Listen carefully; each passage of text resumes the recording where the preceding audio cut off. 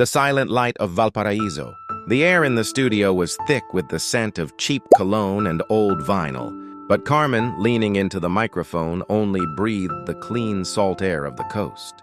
"And now," she would purr, her voice a warm ember across the airwaves of Valparaiso, "my final dedication.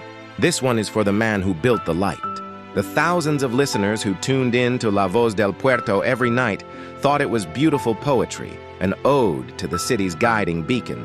Only Carmen knew the man she meant was Luis, whose world was a spiral staircase and the infinite black ink of the night sky. Luis was the keeper of the Faro Punta Angeles. He couldn't be near a radio, but every morning, a messenger would bring Carmen his letter, penned by the beam of the lamp. They were not love letters filled with promises, but astronomical entries. The Great Bear is tilting tonight. I think she's fishing for stars. Or, the Southern Cross is clear, but I've named a new constellation for you. The Siren's Breath. It's the 4 brightest ones above the horizon. And so every night, Carmen sang to him. A secret conversation carried on the radio waves and sealed with her dedication. Her last song was always a lullaby of her own making, a melody to guide a solitary soul home. The sea, which had been their go-between, became their executioner. It was a squall that arrived without warning. A quick, brutal violence that tore through the fishing fleet and swallowed Luis's small supply boat whole on its run to the mainland. The next night, the airwaves of La Voz del Puerto were quiet for an hour after the news broke.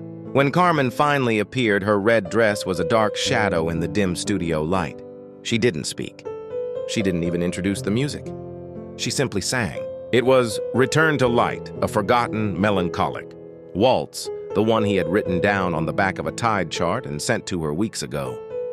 It was a song about returning to safety, about a beacon that never wavered. Her voice was raw, stripped of all its usual glamour, pure grief poured into a melody. When the final, sustained note faded, she stood and walked out of the studio, leaving the microphone open to the dead silence of the night. Carmen never sang again. But the Faro Punta Angeles still stands, its great lamp swinging its bright arm over the Pacific.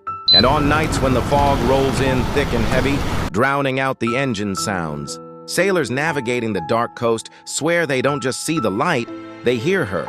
They hear a faint, haunting vibrato woven into the sound of the churning water, a lone, lingering note in the rhythm of the waves, forever singing Luis's song, Return to Light.